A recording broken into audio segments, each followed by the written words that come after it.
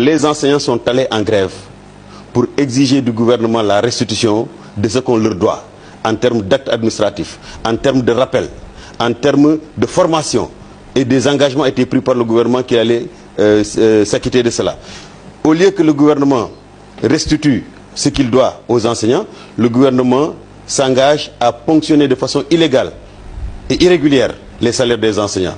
Pourquoi ça devrait vous déranger puisque vous n'avez pas travaillé? Est-ce que ce n'est pas logique que vos salaires soient justement coupés? Non, vous savez, c'est une diversion que le gouvernement a créée pour que les gens se focalisent sur les ponctions sur les salaires et oublient les revendications. Ça ne peut pas être le cas.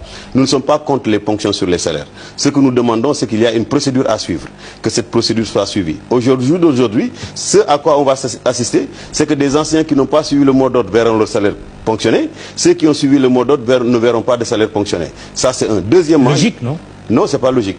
On devait sanctionner ceux qu'ils considèrent étant en grève. Donc s'il doit y avoir des ponctions, ça ne doit concerner que ceux qui font la grève.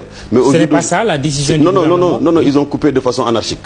Les enseignants sont allés en grève pour exiger du gouvernement la restitution de ce qu'on leur doit en termes d'actes administratifs, en termes de rappel, en termes de formation.